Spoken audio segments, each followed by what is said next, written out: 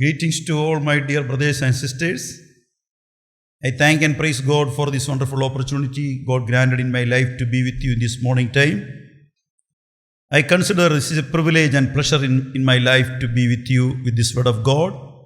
I am so thankful to respected pastor and this congregation for this kind invitation. I would like to share from the book of Exodus chapter 33. The title of our message is 3 Prayers of Moses. That is recorded in the book of Exodus chapter 33. So I humbly request you, please take your Bible and turn our attention to the book of Exodus chapter 33. The 3 Prayers of Moses. In verse 13, we could see Moses praying the first, teach me your ways. In NIV Bible, teach me your ways, but in NKJV, show me now your way. Which way does Moses want to know? What do you think about when you are reading this scripture portion? A man is praying, a man of God is praying, Lord, show me your way. So obviously you may think that he doesn't know the way. He may be praying and asking the Lord, Lord, show me the way to Canaan. No, never. Because he spent a lot of years in the desert and he is well aware about the route and is a well qualified leader and he knows the geography and surely he may have the route map to go to Canaan. So he is not praying he is not asking to the way to Canaan. But if you want to know the deep meaning, first let us study and examine in which context he prayed this particular statement. Then only we can understand the meaning of this word. So let us go back to chapter 32.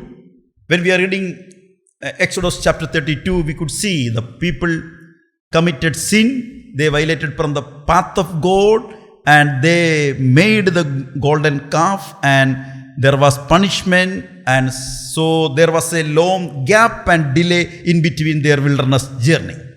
So finally, Moses interceded for them. Moses is praying and stood in the gap for these rebellious people. Finally, God gave pardon to them and God spoke to Moses. Now, we can proceed. God is giving a green signal. We could see in chapter 32, verse 34.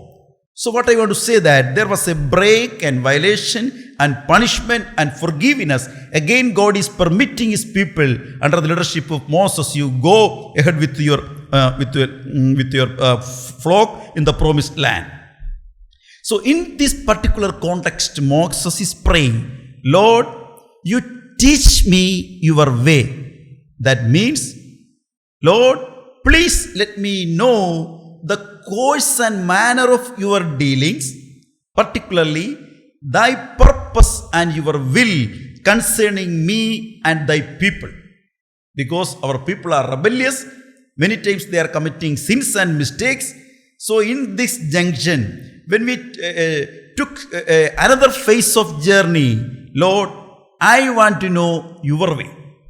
Because in his life previously he applied his own ways. We know all the history. He failed many times. But now particularly and focused upon the Lord, I want to know your ways. Lord, you teach me. That means he wanted to be sure he was leading the people in the right way. Proverbs chapter 14 verse 12 says, a way that seems right to a man, but its end is the way of death. One of the quotation by John C. Maxwell that is very popular. The leader is the one who knows the way, goes the way, and shows the way. You see, Moses was such a leader. He knows the way, and he is the person who goes the way, and he shows the way. But in this particular, in the scripture portion, he don't want to continue in his own way. He is asking to the Lord, teach me thy way. I want to learn from you, Lord. Because our ways and God's ways are always different. Sometimes some ideas may be good for us, all good ideas may not be God's idea. So let me come back to my point. So don't be confused or think he prayed like we people pray. What we are praying? Many times we people are praying because we are hungry for the guidance. So what we pray? Lord, you show me in which school I have to take admission for my children. Whom should I marry? Which job I should take? Where I have to buy a plot or a flat to my stay after my retirement? Where I have to move to a new place for my ministry? Normally for the guidance, these are the things we are praying because we want to know the will of God and some guidance, some green signal from God before we are taking certain steps in the above said matters. When we are praying all these prayers, our expectation is some visual demonstration or some dream, vision or voice or some prophecy from a prophet. Otherwise, when we are reading the scripture portion, we are expecting God may speak to us through some particular word of God. So what I want to say that many times we may be disappointed because we expect from God, Lord has to write something in the sky or a board so I can see and read it. But Moses don't have such intention in his mind because he already witnessed such a remarkable visual demonstration in the initial time of his ministry. A burning bush, a staff that became a snake, pillars of fire, manna, the heavenly supply every day morning. So he was so many experiences. So he don't want such signs and symbols again. But now he is requesting, Lord, you teach me. That means I want to learn something new, a new way. What is the purpose? Why he is praying? What was his intention? He want to know, when we are reading that scripture portion, it is very clearly written that he want to know God more. He don't want to know about God. These two things are different aspects. To know about God and know God, something different. I don't want to explain all these things. You are well aware about all most of these matters. So in order to know God, first we must know God's ways. So Moses' deep desire is to know the God more deeper, closer and better in his future life. Dear brothers and sisters, if you are a person waiting and praying for a turning point, some new beginnings and some new steps you want to take, first you must know the condition, how you can know God's way. Let me read a scripture portion for you. Psalm 25 verse 12 says, who is the man that fears the Lord? Him shall he teach in the way he chooses. You see, there are two words we can underline it. Teach and choose. That means we have to choose. There is no compulsion.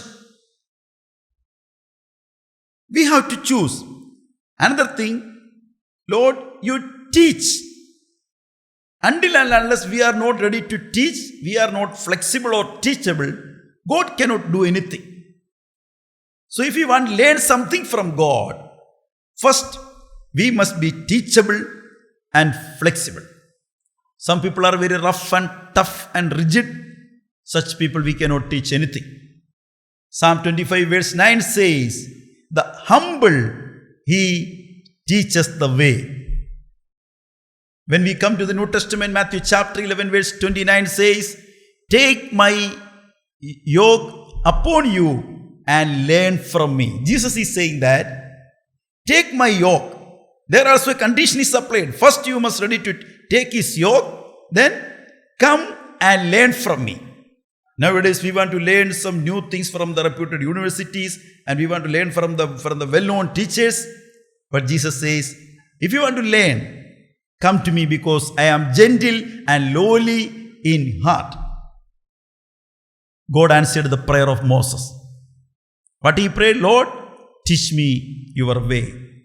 When we are reading verse 14, Exodus chapter 33, verse 14, the Lord replied, my presence will go with you.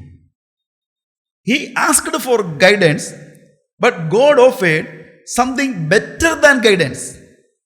He promised, I will come with you. I will walk with you as a guide. You see, guidance and guide. Let me say an example. It is easy to understand.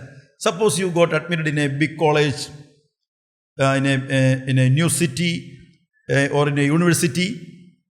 When you enter the campus in the first day after taking the admission, which would you prefer? Normally in every big campus there will be a campus map. So would you prefer a campus map or a guide or a senior student who is willing to help you? Brother or sister, I will go with you and I will show the way. You please follow me and I will accompany you up to your classroom. Somebody is approaching you and they are ready to help you. Which one you prefer? Do you prefer a campus map or help of a senior student or a guide? So you have to decide, you need a guidance or a guide. 26 years back, after the completion of my theological studies, I was waiting and praying to know the will of God where I was supposed to do my mission work. So God spoke to me. God gave me a vision. I had seen the two words just like a TV screen, Orissa and Odia. Then I understood that God is calling me to go to Orissa as a missionary. Such a way, in 1994 I came to this place. But after that, God guided me from one place to another place, one ministry to another ministry. So many new ways, new assignments, new responsibility. Don't think that always I am getting the vision through the screen, same like something is writing in the sky, and some visions and some revelations, some voices, some angel is coming. No, I don't have such experience.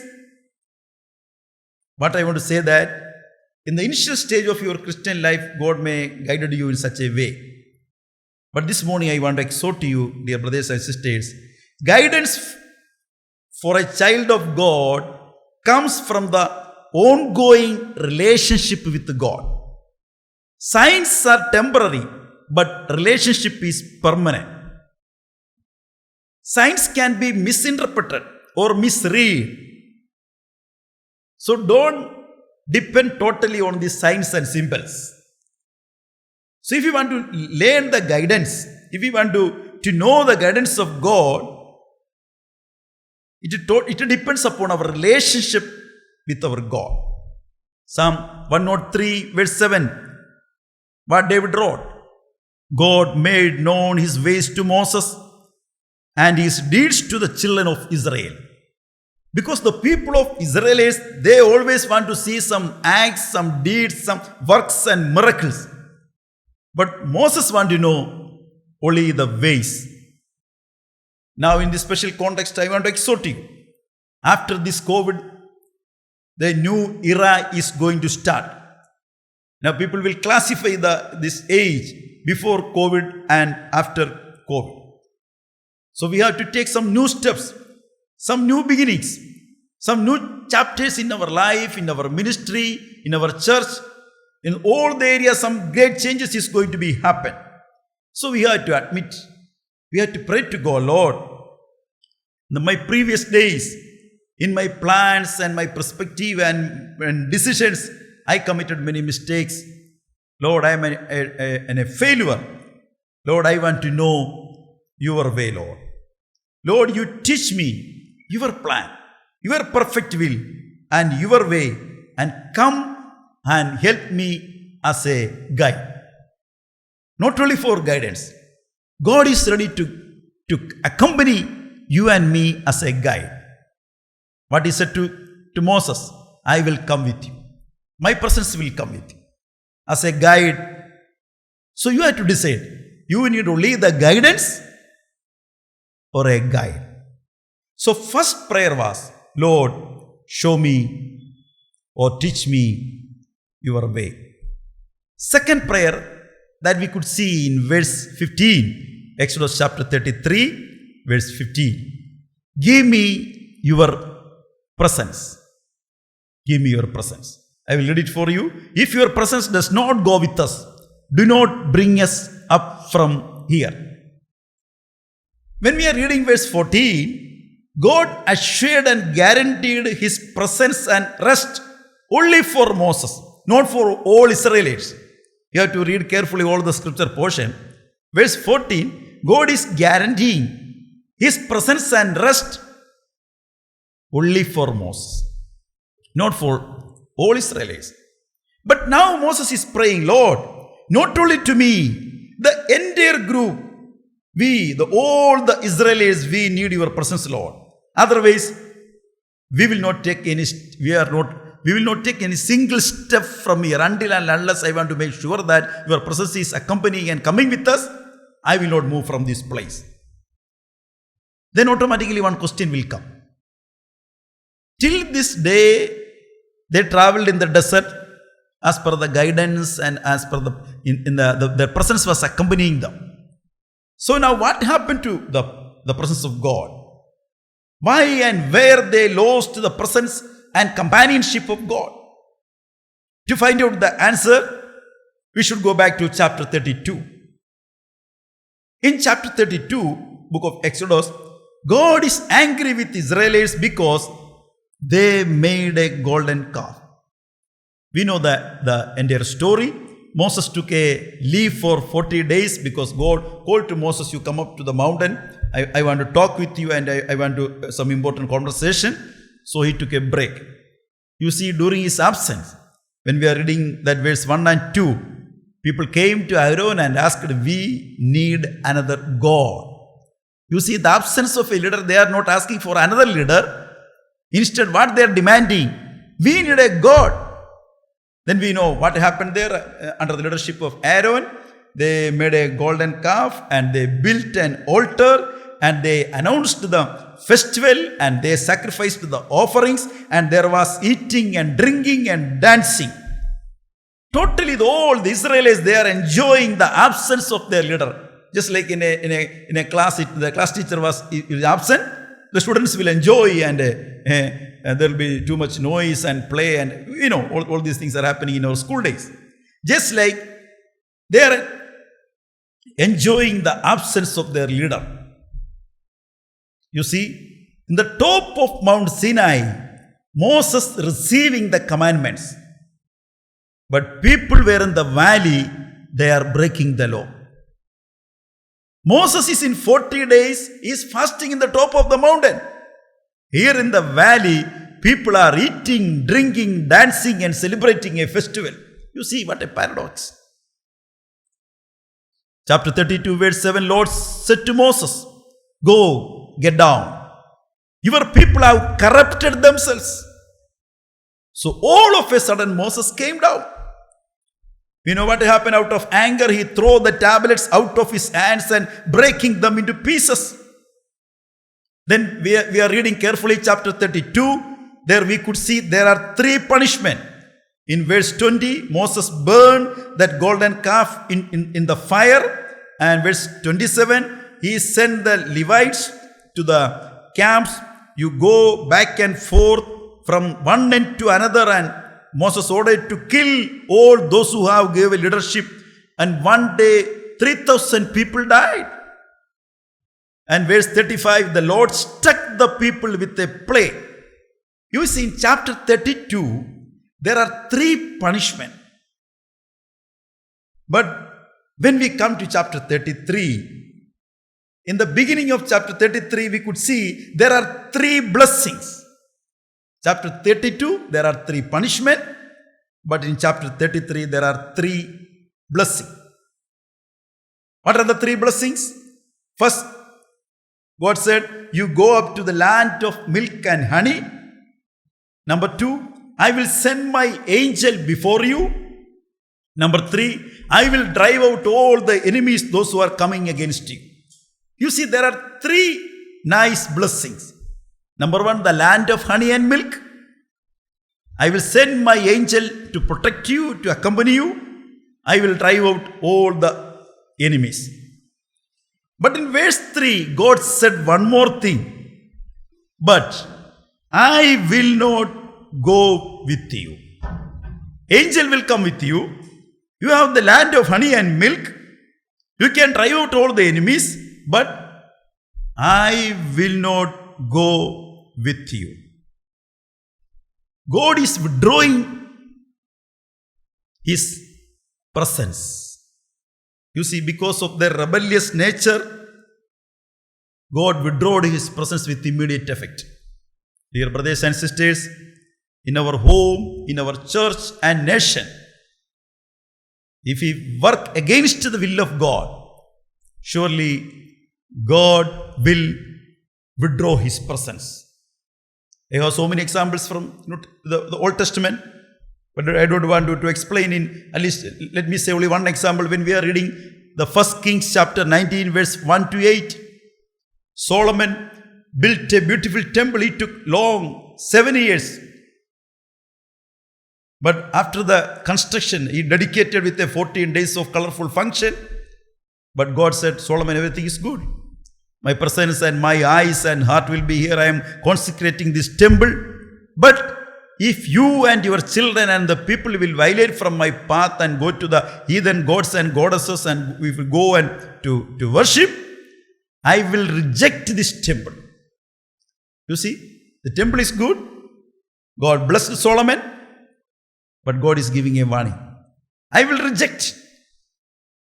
God is least concerned about the beautiful buildings, and sometimes we are thinking that God will be so happy when we are conducting big programs and conducting big events and colorful activities. No, God says, I will reject.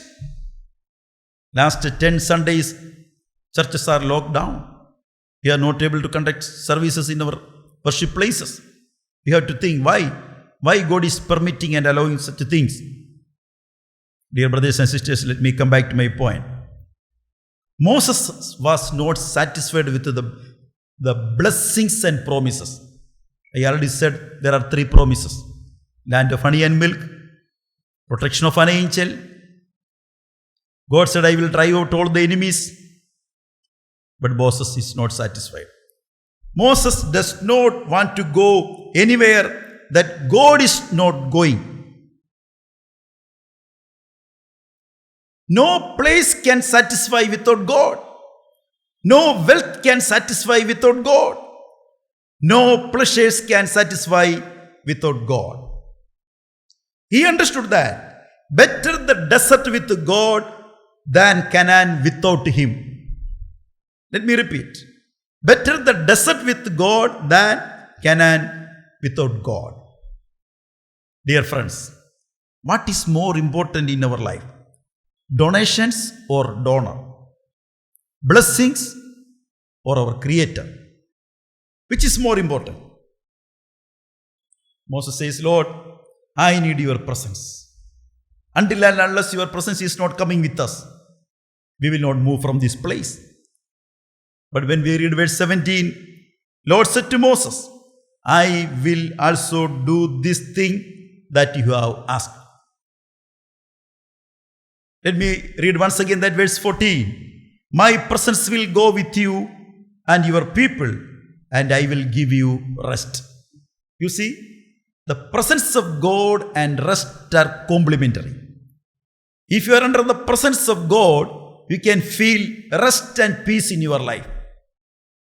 If you are restless in each and every matter, you must understand that you are out of track or you are out of His presence. Rest in the sense, it is not a weekly day off or a vacation or holidays. It is a calmness and security that comes through walking with God. Sometimes when we listen to that vocabulary rest, all of a sudden it becomes that a holiday or a vacation or a weekly off. No. Here that rest means the calmness and security that comes through walking with God. The unfortunate and painful reality is that most of the Christians, they are not aware of His presence. Nowadays, even without the presence and approval of God, we are doing our teaching ministry and preaching and worship and program. Many are not knowing God already withdrew His presence from us. Without knowing, we are still continuing with all the activities. Because people consider the blessings as His presence. Don't misunderstood that His blessing as His presence. So, this day of resurrection, this worship service, seek His presence, not His presence. Many times, as a human being, just like children, we like presence. But seek His presence. So, second prayer, Moses prayed, Lord, give me Thy presence. God granted his desire. And the third and last prayer, that is in verse 18, show me your glory. The last and important prayer in Exodus chapter 33, show me your glory. As we grow in our faith, we can graduate from one level of praying to another. I know some people, their prayer words is same before 20 years back or 25 years back, what they prayed. Even after 20 or 25 years of reading Christian life, they are praying the same sentence, same vocabulary, the same tone of speech, no change. But when we grow in our faith, we can graduate from one level of praying to another level.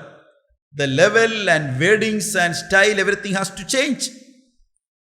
This was an interesting request. But he prayed, Lord, show me your glory. He already saw something of the glory of God in Exodus chapter 16 verse 10, 24 verse 16 and 17. But here, his prayer is to see the kabod, the manifested glory. Here Moses is praying for some another level of glory. That I want to say the kabod, the manifested glory. God already granted two of his requests. Still, his hunger for more of God. Verse 19. What is written there? God says, I will proclaim the name of the Lord before you. I will proclaim the name. God is answering his prayer. That means, glory means his name. Name means his character. If you carefully read the continuing chapters, that please read that chapter 34 verse 2. Be ready in the morning and came up in the morning to Mount Sinai. Verse 5, chapter 34 verse 5. The Lord descended in the cloud and proclaimed the name of the Lord. God said to Moses, get ready, come alone in the top of the mountain. There I want to show my glory. That means I want to proclaim my name. You come up there. Moses got ready and he reached in the right time. So God descended in the cloud and proclaimed the name of the Lord. When we are reading verses 6 and 7, the Lord God is merciful, is gracious, is long-suffering and forgiving. You see, just like we are turning the pages of a notebook, God is exposing and showing his character. God said to Moses, I am a merciful God, I am a gracious God, I am long-suffering, I am a forgiving God. Simply Moses is watching. What was the result? When we are reading verse 8, Moses bowed his head towards the earth and he worshipped. You see, when he got some new revelation regarding God, that leads to him to worship. Sometimes people are compelling us, you have to worship and you have to say hallelujah and praise the Lord. Then only automatically and mechanically we are doing all these things. But here, when he got some new revelation, that leads to him to worship. That is in verse 8. Now God is saying to Moses, Moses, now you already saw what is my character. Now when you go down, you show and exhibit my character through your life. Through your deeds and ministry, people have to see my character. That is the need of the hour. Church, we need the people who show the character like God. Dear ones, What is the most important thing in the Christian life? Sometimes we think that we should be more talented and we need some gifted people and the healing ministry and prophecy yes, everything is good. I admit that and I want to appreciate that. If you have some more talents and gifts, everything we need in the church. But the most important thing, that is character. Because life is built on character. Character is the foundation of everything. But the formation of character is a very slow and a gradual process. Somewhere else I read in a book, the conversion of a soul is the miracle of a moment. The manufacture of a saint is the task of a lifetime. You see? Let me repeat. The conversion of a soul is the miracle of a moment. The manufacture of a saint is the task of a lifetime. That is why I said character formation is a time-taking process. We must ready to pay a price for that. When God develops character, He works on it throughout lifetime. He is never in hurry. We people are in hurry because we want to get everything within a short span of time. But when God develops a character, He works on it throughout a lifetime. He is never in hurry. So, glory means the character of God. That is why God said, I will proclaim my character. I will proclaim my name.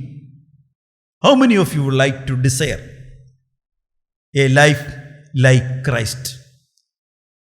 Someone may say that. Many places I heard that.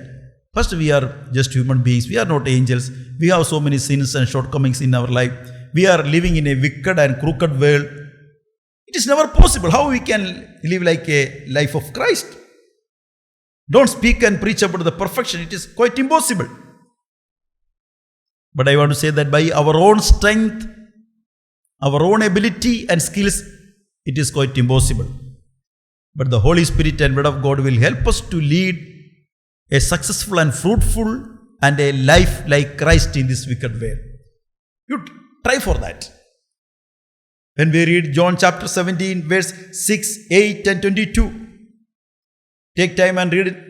John chapter 17, I want to compare this Old Testament passage with the New Testament. The last prayer of Jesus, what Jesus prayed, I have manifested your name to my disciples. In verse 8, I have given to them the words. In verse 22, I have given them the glory. You see, I have manifested your name, your words, your glory. What do you mean by when we are reading the name and glory and all these things? That is God's character. This 3.5 years of training program, Jesus was imparting His character, God's character to His disciples. That was the aim and motto of the training. That is why I said that character is more important than charisma. Many times we prefer the charismatic preachers, but I want to say that character is more important than charisma. Jesus was not making charismatic preachers. He was imparting the character of God. That is why He said, I have given them the glory. I have manifested your name to my disciples. He was molding their character. The end of His life, He spent more time with the disciples to mold their character. So let me conclude with a quotation of D.L. Moody. D.L. Moody said, character is what a man is in darkness and loneliness. Character is what a man is in darkness and loneliness. How you behave and preach and perform in the pulpit or public in the stage doesn't matter. The real character, how you behave in your loneliness and darkness, that is your real nature and character. So dear brothers and sisters, this morning time, I want to exhort you and encourage you. Just like Moses, when we are going through this special situation and a difficult time, when we are preparing for a new era and a new age, let us pray these 3 prayers. Though it is very short, but it is very meaningful. So meditate and try to study. Surely God will speak and God will give more reflection from this chapter, Exodus chapter 33. First we can pray, Lord, teach me your ways. I already said, until and unless you are not teachable and flexible, God cannot teach a new thing. So be flexible and teachable. Be humble. Ask the Lord, Lord, teach your ways. Then, Lord, I need your presence. Not only the guidance I need, you come as a guide. You guide me, I will follow you. Then finally, Lord, show me your glory. Means, I need your character, Lord. You are a merciful God, forgiving God. I also want to be such a sympathetic person and a merciful person. I want to forgive to people. Lord, give me your character in my life, Lord. May God bless you through these verses. Once again, I am thankful to all of you for listening to this word. Thank you. God bless you. Amen.